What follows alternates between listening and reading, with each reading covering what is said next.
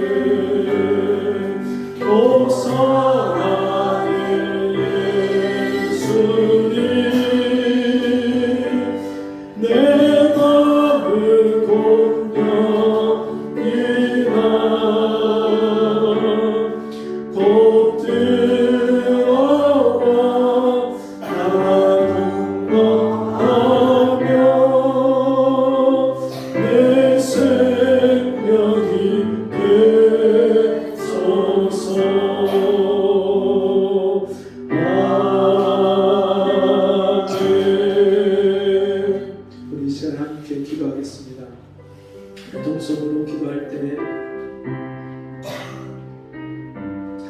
죄악에 죽을 인생을 주님이 불쌍히 여기셨습니다. 하나님이 세상을 이처럼 사랑하사 독생자를 주셨으니 이는 저를 믿는 자마다 멸망치 않고 영생을 얻게 하려 하시니 여러분, 하나님이 우리를 불쌍히 여기셔서 그 아들을 보내주셨습니다. 하늘의 영광을 버리고 이 땅에 오셨습니다. 하나님의 영광을 버리고 죄인의 모양으로 이 땅에 오셨습니다. 하나님이신 그분이 죄인에게 조롱을 받으시고 멸시를 받으시고 네가 하나님의 아들이냐? 그러면 누가 너를 쳤는지 맞춰보라. 눈을 가리고 뺨을 때리고 침을 뱉고 조롱하면서 네가 하나님의 아들이면 거기서 한번 내려오라고 십자가에 달리신 주님을 조롱하면서 주님이 엘리 엘리 라마 사박다니 하나님이여 하나님이여 어찌하여 나를 버리셨나이까. 하나님 아버지께 버림을 당하시면서까지 주님이 이 땅에 오신 이유가 무엇입니까? 나 같은 죄인 하나 살리시겠다고, 나 같은 죄인 하나 구원하시겠다고 주님이 그 모든 영광을 다 버리셨는데, 여러분, 저와 여러분은 주님을 위해서 무엇을 버렸습니까? 우리의 자존심도 버리지 못하고 누가 내 마음에 거슬리는 말 한마디만 해도 하루를 떨고 화를 내고 분노하고 그렇게 혈기를 부리는 그런 우리의 모습이 아직도 남아있지 않습니까? 내 생각, 내 욕심도 버리지 못해서 아직도 세상에 끌려다니고 세상을 쫓아다니는 그런 내 모습이 있지는 않습니까? 이 시간 기도할 때 주님은 나를 위해서 다 버리셨는데, 하늘의 영광도 버리시고 생명도 버리시고 물과 피를 다 쏟으시고 주님이 다 버리셨는데 나는 아직도 주님 앞에 버린 것이 없어요. 주님, 나 좀 불쌍히 여겨주세요. 나도 이제 주님을 사랑해서 주님 앞에 내 교만을 버리게 하시고 내 생각을 버리게 하시고 내 고집을 버리게 하여 주시고 내 욕심을 버리게 하여 주옵소서. 주여, 한번 부르 기도합니다. 주여,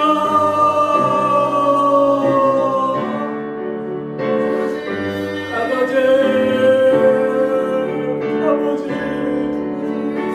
아버지,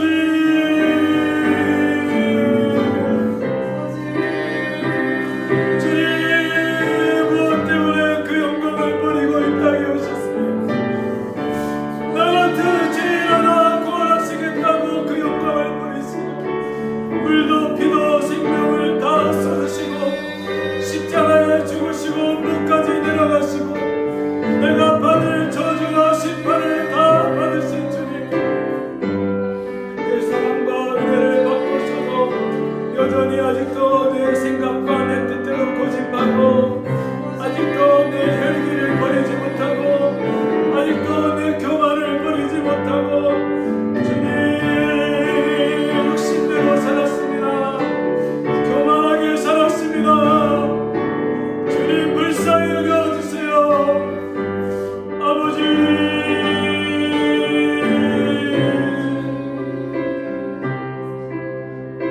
죄 가운데 빠져 살면서도 죄를 버리지 못하고 육신의 주여 악한 습관을 끊지 못하고 육신대로 살았습니다. 주여, 불쌍히 여겨주시고 주여, 고쳐주시고 주여, 긍휼을 베풀어 주옵소서. 예수님의 이름으로 기도합니다. 아멘. 자, 성경 말씀 마가복음 2장 14절에서 17절 말씀.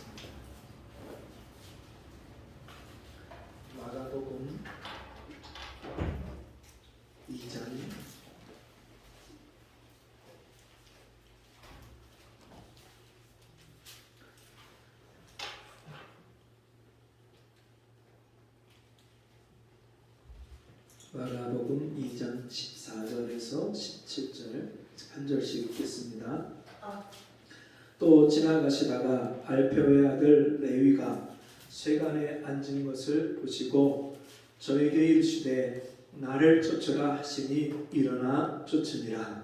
그 집에 앉아 자신들의 많은 세리와 유대인들이 예수와 그 제자들과 함께 앉았으니 이는 저희가 많이 있어서 예수를 쫓으려다가 바리새인의 서기관들이 예수께서 죄인과 세리들과 함께 잡수시는 것을 보고 그 제자들에게 이르되 어찌하여 세리와 죄인들과 함께 먹는가? 예수께서 드시고 저희에게 이르시되 건강한 자에게는 의논이 쓸데없고 병든 자에게는 쓸데있느니라. 내가 의인을 불러 온 것이 아니요 죄인을 불러 왔노라 하시니라. 아멘. 같이 해보겠습니다. 죄인에게 찾아오시는 하나님. 죄인에게 찾아오시는 하나님. 믿음의 출발은 하나님을 만나는 데서 시작을 합니다. 하나님을 만나지 못했다면 아직 믿음이 시작도 되지 못한 겁니다. 아무리 교회를 오래 다녔어도 또는 믿는 가정에 태어나서 그렇게 오랫동안 교회에 출석을 하고 예배 생활을 했다 할지라도 하나님을 만나지 못했다면 아직 믿음의 시작이 되지 않은 겁니다. 근데 여러분, 믿음의 출발, 믿음의 시작이 된 사람은요, 하나님 앞에서 내가 어떤 죄인인지를 깨닫는 사람입니다. 하나님은 죄인을 찾아오시는데, 여러분, 이 세상에 죄가 없는 사람이 어디 있습니까? 다 죄인인데, 근데 그 중에서도 하나님은요, 죄인을 찾아오신다. 이 말은 하나님 앞에 자기 존재가 얼마나 비참한 존재이고 하나님이 나를 불쌍히 여겨주시지 않으면 절대로 구원받을 수 없는 존재라는 사실을 처절하게 깨달은 사람. 그래서 오늘도 하나님이 나를 찾아오셔서 나에게 은혜를 주시고 나를 만나주시고 나에게 말씀을 주시지 않으면 살 수 없다고 고백하는 그런 사람, 그런 사람을 하나님이 오늘도 찾아오십니다. 오늘 성경에 보니까 레위라는 사람을 찾아오십니다. 이 레위는 마가복음에서 레위라고 나오지만, 누가복음과 마가복음에서 레위라고 나오지만 마태복음에서는 세리, 마태 이렇게 나옵니다. 마태복음을 기록했던 제자인 세리 마태, 그가 레위라는 이름으로도 그렇게 쓰였는데, 이스라엘 사람들은 그 당시에 두 가지 이름을 사용했습니다. 헬라식 이름하고 히브리식 이름하고 두 가지 그 언어를 사용하면서 두 가지 이름을 갖고 있었습니다. 근데 이 레위를 예수님이 어느 날 찾아오시는데 세관에 앉아있던 레위를 찾아오십니다. 세관이라는 것은 그 당시에 로마의 지배를 받고 있던 이스라엘 사람들이 세금을 내기 위해서 그 세관에 가서 세관장에게 자기가 얼만큼 세금을 내야 되는지를 묻고 세금을 냈어요. 이 세관에 앉은 레위니까 이 레위는 어떤 사람이겠습니까? 세관원이에요. 세관. 세리장, 삭개오처럼 그 이스라엘 백성들의 세금을 걷어서 일부는 로마 정부에 바치고 다른 돈은 자기 욕심껏 채우는 그런 세리장, 세관원이에요. 그가 세관에 있었는데 거기를 누가 찾아오셨어요? 예수님이 찾아오셨어요. 여러분, 예수님은 우리 인생의 삶의 자리에 찾아오십니다. 내가 가장 비참한 상태에 있고 내가 내 힘으로 스스로 내 인생의 문제를 해결할 수 없는 그런 상태에 있을 때 예수님이 그곳을 찾아오시는 거예요. 이 세리인 이 레위가 그 세관에서 평상시와 같이 업무를 보고 있을 때 그가 예수님을 만나고 예수님이 그에게 말씀하십니다. 나를 쫓으라.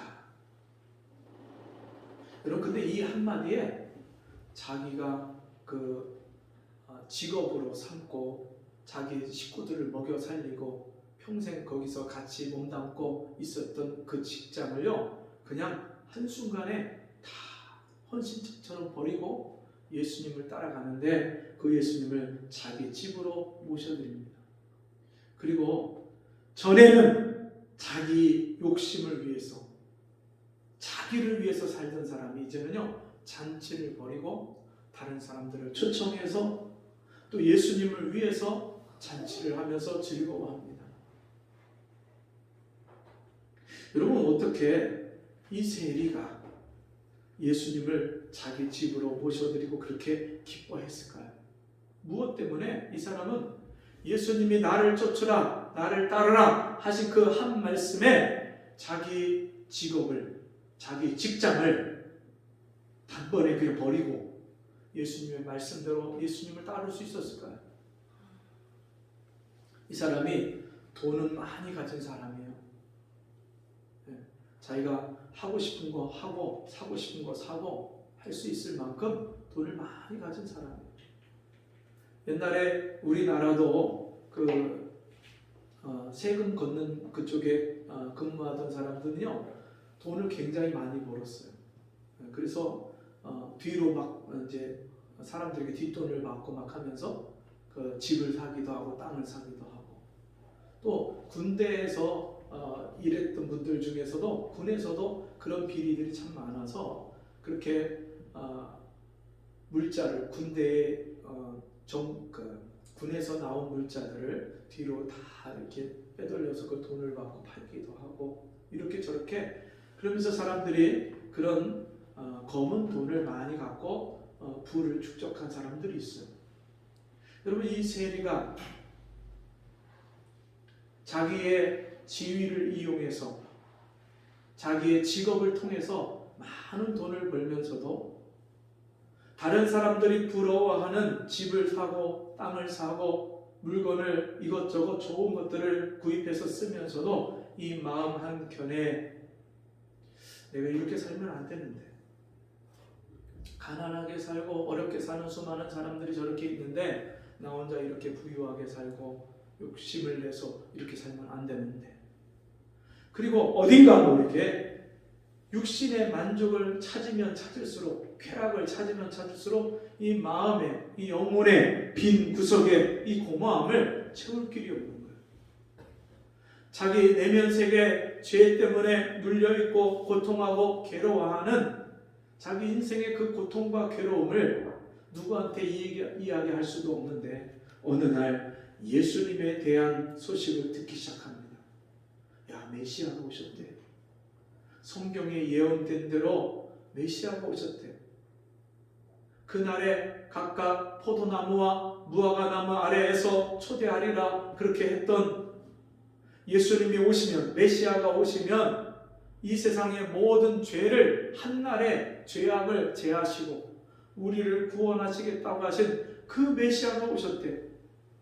소경이 눈을 뜨고 기머거리가 듣고 덩어리가 말을 하고 안전뱅이가 일으켜지고 귀신이 떠나가고 중풍병자가 낫는 그 놀라운 기적을 행하시는 메시아가 오셨대. 그 소식을 듣고요, 그분을 한번 만나봤습니다. 얼마나 사모하고 기다렸겠어요.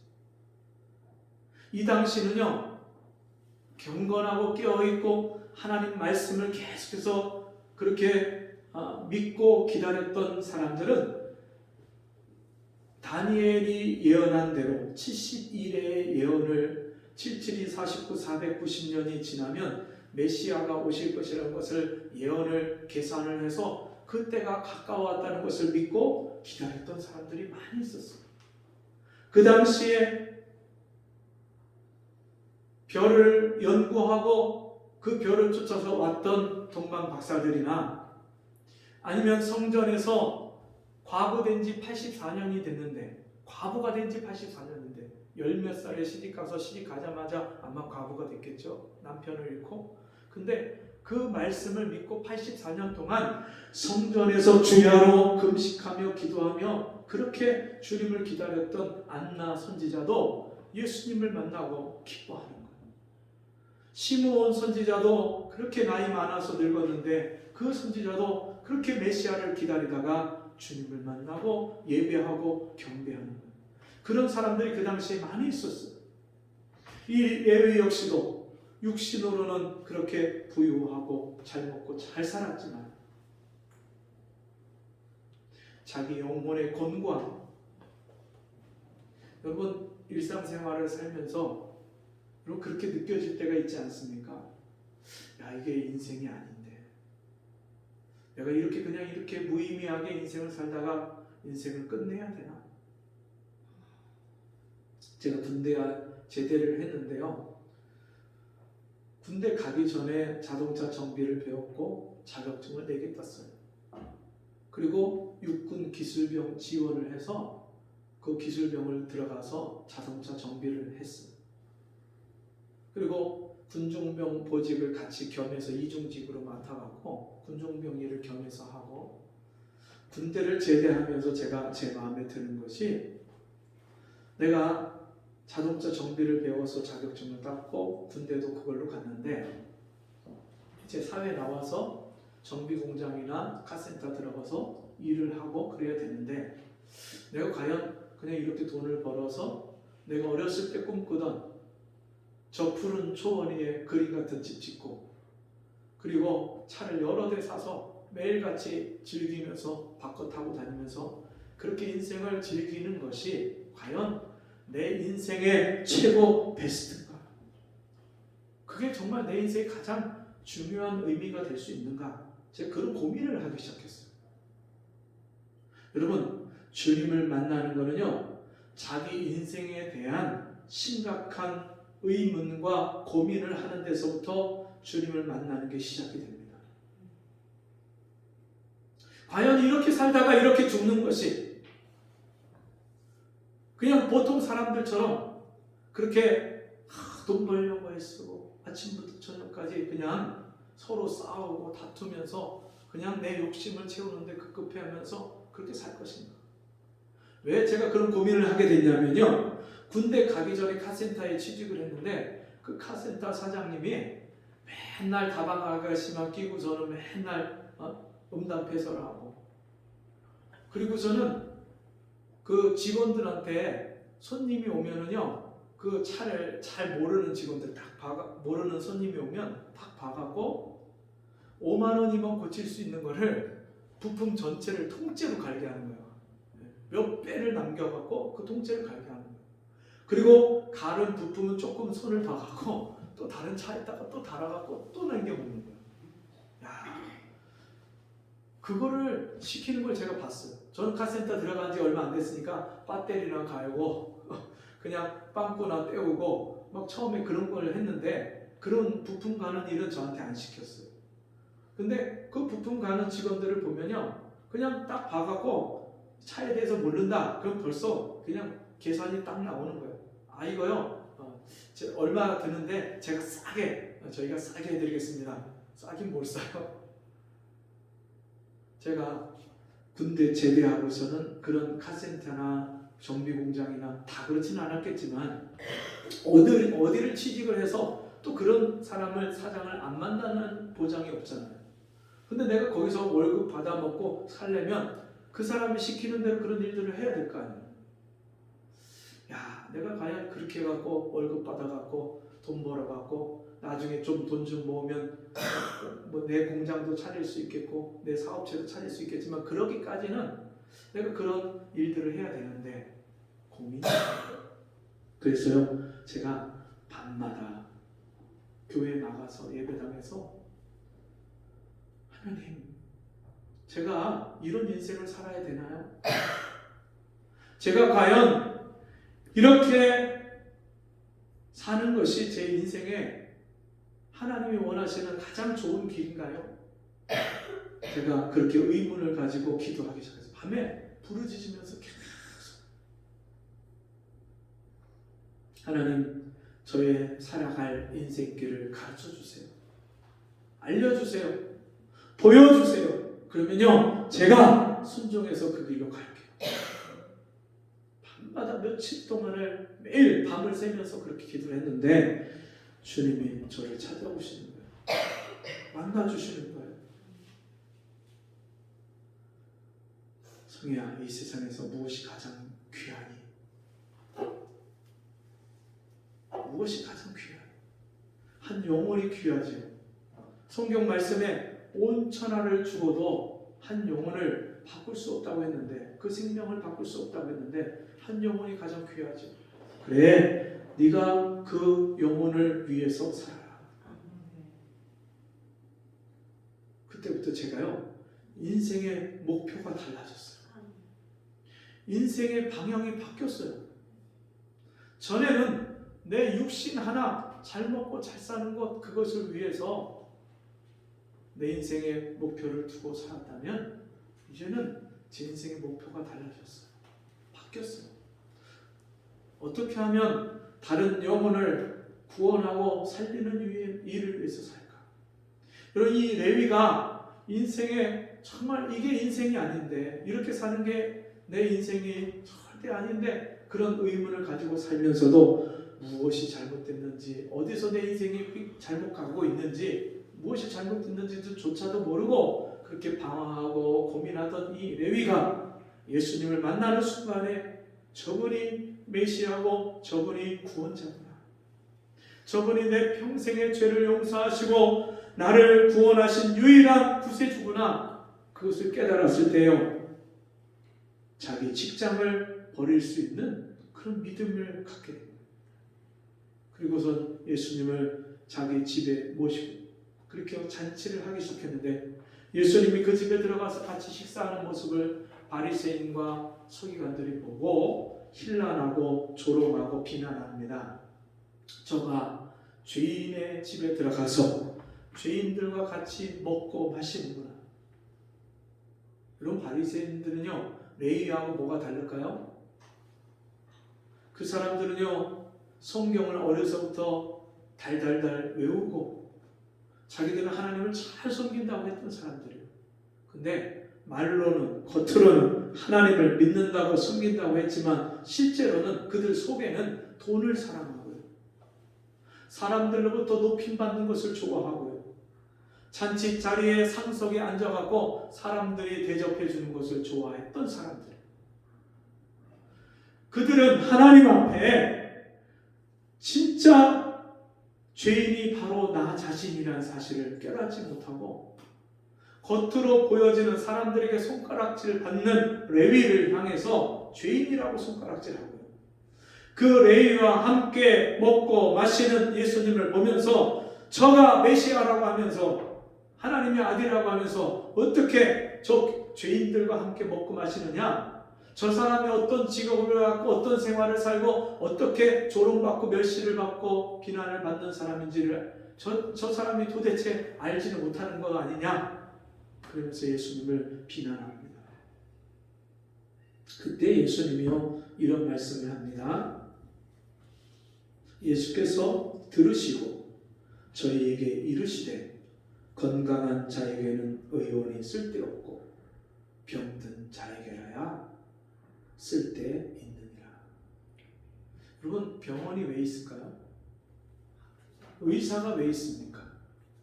병자가 있고 아픈 사람이 있기 때문에 병원이 있고 의사가 있는 거예요.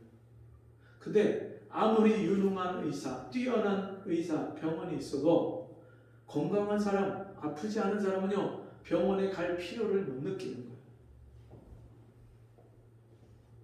여러분, 예수님이 그 다음에 뭐라고 하십니까? 그걸 비유로 해서 뭐라고 하시냐면, 내가 의인을 부르러 온 것이 아니요 죄인을 부르러 왔노라. 여러분, 의인이 있습니까? 이 세상에 죄가 하나도 없는, 하나님의 불쌍히 여기심을 받지 않아도 될 만큼 하늘을 우러러 한 점 부끄러움이 없는 깨끗하고 죄가 없는 사람이 있을까요? 없어요.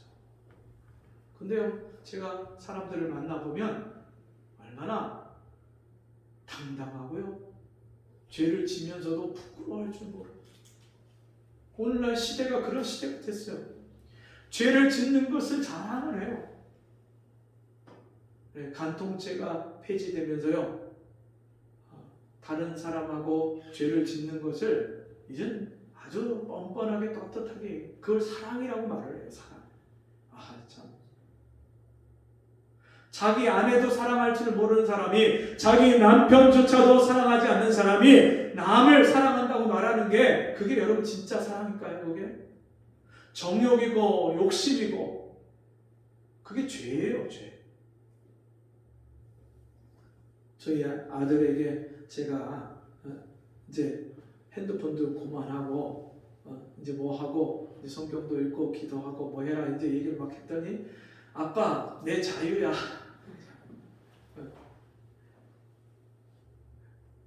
오늘 교회 갈 때 핸드폰 가져가지 말고 교회 가서 성경 보고 기도하고 찬송하고 준비하면서, 하나님 저에게 은혜를 주세요, 저를 만나주세요, 이렇게 준비하고 하나님께 예배 드려야 되는 거야. 오늘은 핸드폰 가져가지 마. 나 교회 안 갈 거야. 근데 자유잖아. 종교는 자유잖아.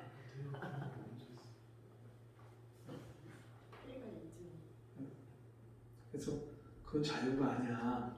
그건 방종이야, 방종. 여러분, 하고 싶은 대로 사는 게 자유일까요? 진짜 하고 싶은 대로 살면 행복할까요?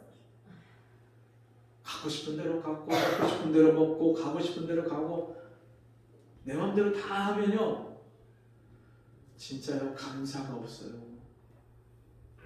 내 마음대로 하고 싶은 대로 다 하는 사람이 무엇을 감사하겠습니까? 근데 진짜 하고 싶은데 하지 못하고, 갖고 싶은데 갖지 못하고, 먹고 싶은데 먹지 못하는 사람이 작은 게 생기면요, 감사해야 할 줄 알아요. 작은 것에도 감사해요.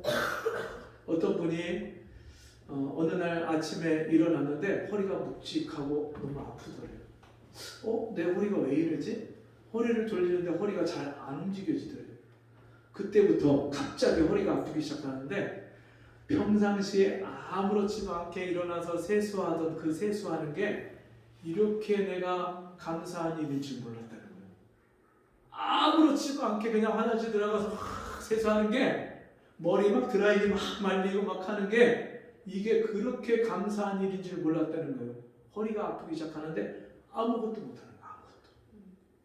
걷는 것조차도 그냥 아무렇지도 않게 그냥 막 걸어 다녔던 것이, 이제는 걸음 한 발짝 한 발짝 내딛는 게 진땀이 나고 식은땀이 나니까 얼마나 내가 평상시에 아무렇지도 않게 살았던 것이 이게 기적이었다는 것을 알게 됐대요. 어떤 분이 그렇게 썼어요. 기적은 하늘을 나는 것이 아니라 땅 위에 땅을 딛고 사는 게 기적이다. 여러분, 우리가 매일 땅을 딛고 사는데 그 기적이라고 생각해요? 근데 어떤 사람한테는요, 그게 기적이에요. 나면서 한 번도 걸어보지 못한 사람은요, 땅을 마음껏 딛고 사는 게 자기 평생의 소원이고요, 기적이에요. 그런 일이. 근데 우리는 그런 일을 아무렇지도 않게 그냥 누리고 살면서도 그것에 대해서 감사를 못 하잖아요. 내가 하고 싶은 대로 갖고 싶은 대로 마음껏 사는 게 그러면 자유고 행복인 줄 알지만 그렇지 않습니다. 물론 완전하게 진짜 뭐 북한처럼 그렇게 폐쇄된 사회 속에서 아무것도 못하고 진짜 그런 자유가 억압되는 거, 그거는 문제지만, 그거 말고요, 우리 일상생활 속에서 하나하나 우리가 할 수 있고 말할 수 있고 걸을 수 있고 들을 수 있고 만질 수 있고 먹을 수 있고, 제가 목소리가 어제 밤에 기도할 때까지만 해도 좋았어요. 기도 막 부르짖고 여기서 기도 12시까지 막 기도하는데 얼마나 막 기도가 잘 나오고 목소리가 좋았는데, 오늘 아침 딱 됐는데 이게 가래가 탁 잠겨가고 목소리가 안 나오는 거예요. 와, 얼마나 식은땀이, 얼마나 진짜 안타까워. 야, 주님 어제 저녁에 기도할 때처럼 이렇게 목소리가 나와야 되는데 왜 이렇게 안 나와? 그럼 목 하나도요, 하나님이 은혜 베풀어 주셔야 내 목도 내가 말할 수 있는 거예요. 제 가까운 지인 한 분은 지금 비인강암이 10년 전에 발병을 해서 4기인데 지금 10년 동안 그 암 투병 생활을 하고 계세요. 다 좋아졌고 나았다고 했다가 다시 재발하고 또 다시 이제 또 요즘에 안 좋아져갖고 병원에 입원해 계신데, 이분이 음식을 먹으면 연화작용을 통해서 이게 음식이 식도로 내려가야 되는데 이게 식도로 안 내려가고요. 기도로 나가요. 기도로. 근데 그냥 씹는 거는 그래도 좀 괜찮은데 물 같은 거, 국물이나 물 같은 걸 삼키면 그 기도로 바로 들어가 버려갖고 폐에 염증이 생기는 거예요. 그래서 각혈을 하고 토하고.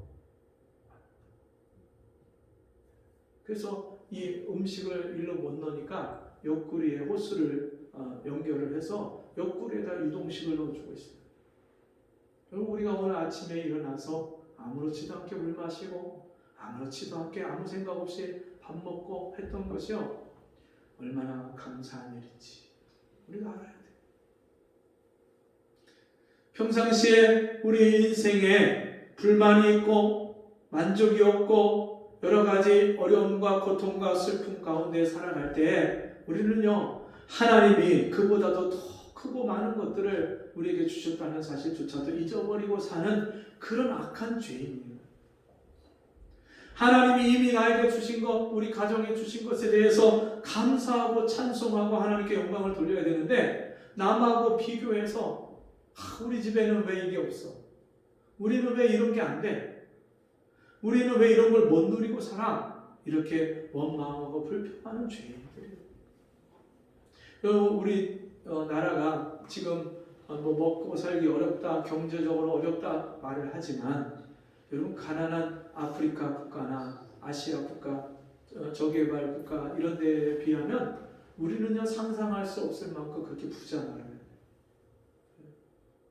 그래서 지금 외국 사람들이 한국 이 코리아 열풍이 불어가고 한국어를 배우려고 한국어 학원에 다니고 또 그런 등록을 하고 열심히 배우고 한국 오려고 하는 코리안 드림을 갖고 그렇게 살아가는 사람이 얼마나 많은지 몰라요. 마치 우리나라 옛날에 아메리칸 드림을 갖고 미국 땅에 가서 돈 벌려고 갔던 수많은 사람들처럼 지금 세계 여러 나라에서 우리나라로 그렇게 들어오려고 하는 사람들이 얼마나 많은지.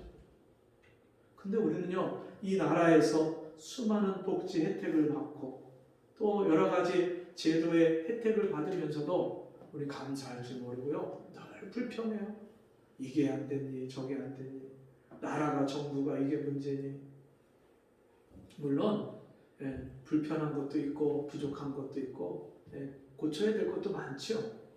근데 이미 우리 아버지 세대나 우리 할아버지 세대에 살던 시대하고는요 지금 비교할 수 없을 만큼 엄청나게 우리가 큰 복을 받고 혜택을 누리고 살고 있다는 것을 우리가 기억해야 됩니다. 지난 목요일날 한 분을 모시고 이제 치과에 갔다 오면서 이런저런 이야기를 같이 나누는데 그분이 그런 이야기를 해요. 우리나라의 경부고속도로를 하나 뚫어 놓으니까 거기서 이제 막 사통팔달 우리나라 방방곡곡 도로가 길이 안 뚫린 데가 없다고. 우리나라 길 놓는 데는 세계 1등이라고. 그래서 우리나라가 그런 경제 발전하는 데 있어서 정주영 회장이나 박정희 대통령이나 또 우리의 그런 앞에 살았던 그런 세대들이 얼마나 뛰어난 분들이 많이 있었는지 모른다고. 그런 분들을 통해서 나라가 이만큼 발전을 한 거예요. 얼마나 많은 희생과 헌신이 있었겠어요.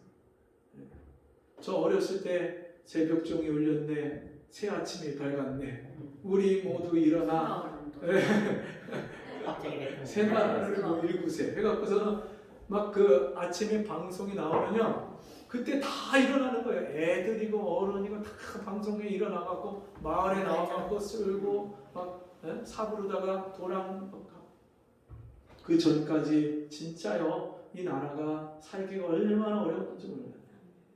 근데 지금은요 진짜 아이들한테 지금 길거리에 나와갖고 쓰르라고 하면 쓸까요? 학부형들이 나니까. 근데 정말 우리는 감사할 것이 너무나도 많은데 감사할 줄 모르는 죄인들이고요. 부모를 통해서 우리가 많은 것들을 물려받았는데 그 같이 이제 그 서울에 갔다가 오시던 분이 그래요. 요즘 애들은 너무너무 잘 먹었고 키가 이렇게 큰다고. 진짜 우리 때는 먹을 게 없었다고. 먹을 게 없어서 키가 안 컸다는 거 키가. 진짜 그 말이 맞아요. 유전적인 요인도 있지만 잘 먹어야 크죠. 근데 먹을 게 없는데 어떻게 큽니까? 근데 진짜 요즘에는요 먹을 게 너무 많아서 버려요. 선생님 때만 해도 너무 많아서 잘 먹었어요. 우리 때가. 그러니까 제가 이 말씀을 드리는 이유가 뭐냐면 우리가 얼마나 큰 죄인이냐면요 우리에게 이렇게 감사할 것이 많은데 하나님 앞에 감사하거나 또 부모님이나 어른들한테 공경하고 감사해야 되는데도 불구하고 그럴 줄 모른다는 거예요. 죄인이기 때문에. 이런 죄인을 하나님이 구원하시기 위해서 하나님의 아들 예수를 보내셨어요. 예수께서 십자가에서 피 흘려 죽으심으로 이런 죄인을 구원하시려고 이 땅에 오셨어요. 내가 이렇게 고침받지 못한 죄인이구나. 너무나도 부패할 대로 부패하고 타락한 죄인이구나 깨닫는 사람은요 예수께서 오셨을 때 그 예수의 이름을 부르고 그 예수님 앞에 나오게 돼 있어요. 오늘도 예수 없이 살 수 없는 죄인이라는 것을 깨닫는 자마다 주님 앞에 나오고요 그 주님이 그런 사람들을 찾아오시는 거예요. 그 마음에 찾아오시고요 그 가정에 찾아오세요. 제가 하나님 앞에 죄인인 것을 깨달은 그 날부터 주님이 저를 찾아오셨어요. 저를 만나주시고요 제가 하는 기도에 응답해 주시고요 제 마음이 슬플 때 위로해 주시고요 제가 낙심될 때 용기를 주시고요 제가 어렵고 곤란한 일을 당해서 앞이 막막할 때에 하나님이 돕는 은혜를 주셔서요 돕는 사람을 붙여주셔서 길을 열어주시는 거예요. 제가 예수 만나고 나서 정말 인생의 무거운 짐을 다 벗어버렸어요. 여러분 정말 나를 찾아오신 예수님을 만났습니까? 나를 찾아오신 하나님께 인생의 짐을 다 맡기셨습니까? 날마다 우리 짐을 대신 져주시는 그 주님 앞에 날마다 우리 짐을 지시는 주 곧 우리의 구원이신 하나님을 찬송할지로다. 레위가 예수님을 자기 집에 모시고 잔치를 벌이고 너무너무 기뻐서 얼마나 많이 찬송을 불렀겠어요. 여러분 나를 찾아오신 나 같은 죄인을 찾아오신 그 하나님을 만난 사람은요 매일매일 찬송이 저절로 나와요. 저절로. 제가 이 말씀을 수없이 많이 드린 것이 매일매일 찬송이 안 나오면요 아직도 큰 심각한 문제가 나에게 있는 거예요. 하나님 앞에 엎드려서 다윗의 자손 예수여 나를 불쌍히 여기소서 소경 바디메오처럼 하나님의 불쌍히 여기심을 구해야 되는 죄인일 바로 난데 그런 죄인인 것을 깨닫지 못하든지 아니면요 아주 더 교만하고 뻣뻣해서 하나님 나를 불쌍히 여겨주세요 그렇게 찾지 않는 목이 뻣뻣한 이스라엘 백성들처럼 목에 깁스를 한 것처럼 하나님 앞에 고개를 숙이지 않는 여러분 얼마나 인생에 험하고 어려운 일을 만나야 나를 찾아오시는 그 하나님을 깨닫고 그 하나님 앞에 엎드리고 은혜를 구할 수 있겠습니까? 하나님은요 때때로 사랑하시는 자에게 고난을 주시고 어려움을 주셔서 죄에서 돌이키고 하나님을 찾도록 그렇게 하나님이 일하십니다. 그럼 혹시 내가 원치 않는 일들이 나에게 있고 어려움이 있고 아픔이 있고 괴로운 일이 혹시 우리에게 있다면 지금도 나를 찾아오시는 하나님 앞에 엎드려서 은혜를 구하라고 말씀하시는 그런 주님의 사인인 줄을 깨닫는 저와 여러분 되기를 바랍니다. 같이 기도하겠습니다.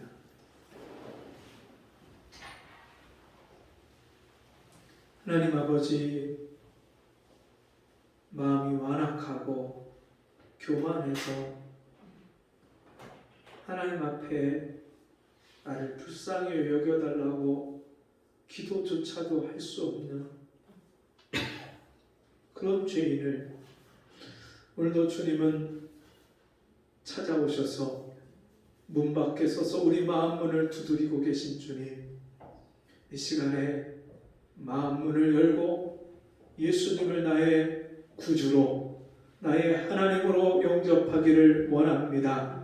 레위가 예수님을 자기 집에 나의 구원의 주님으로 영접해서 모셔드렸던 것처럼 우리도 내 마음에 예수님을 모셔드리게 하시고 우리 가정에 예수님을 모셔드리게 하시고 주님을 모셔드릴 때에 그 인생의 슬픔과 괴로움이 기쁨으로 변했던 것처럼 주님 우리 가정에도 기쁨과 즐거움에 감사와 찬송이 끊임없이 흘러넘치는 그런 복된 은혜가 임하게 주옵소서. 예수님의 이름으로 기도합니다. 아멘.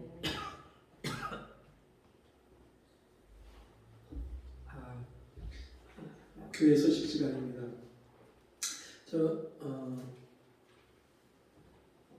지금 지난주에 나오시려고 했던 분이 이번 주도 다 준비하고 그렇게 계셨다가 친구가 불러갖고 다음 주에 나오겠다고 그렇게 하시는데 여러분 믿음으로 이기고 속히 나와서 주의 은혜를 함께 나누실 수 있도록 기도해 주시기를 바랍니다. 우리 자리에서 일어나셔서 196장 찬송하고 헌금 기도와 축도를 마치겠습니다.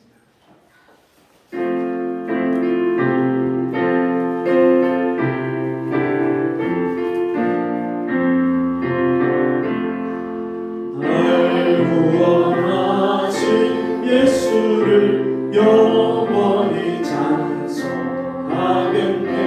저 죄인으로서 주께와 죄 사유하신 바다라. 구하라 주실 것이요 찾으라 얻을 것이라. 죄 중에 상한 영혼을 주 온전하게 하시네. 주의 죄를 인하여 피 흘려 죽으셨으니 주밖에 없는 사랑을 만 백성 알게 전하세. 주 예수 사랑 못 잊어 나 항상 눈물 흘리네. 이 세상 어디 가든지 내 주만 생각하로다.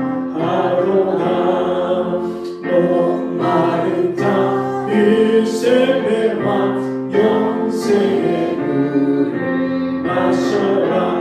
내 주를 사랑한 대로 늘 맘에 두정하도다. 아멘. 하나님 아버지, 우리에게 구원의 은혜를 베풀어 주시고 나 같은 죄인을 찾아오신 하나님을 믿게 하시고 그 하나님의 사랑 가운데 살게 하신 은혜를 감사합니다.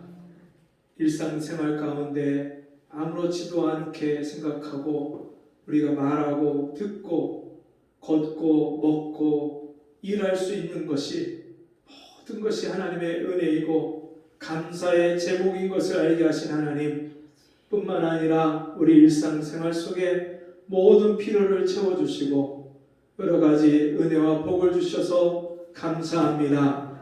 주 앞에 감사의 예물과 11조의 예물과 주일 예물을 드렸사오니 이 예물을 주께서 받아주시고 우리의 마음과 중심을 받아주시고 주님 날마다 주께서 베푸신 은혜와 복이 흘러넘쳐서 이제 나 혼자 복을 받고 끝나는 것이 아니라 다른 사람에게 이 복을 나누는 주님의 자녀들 되게 주옵소서.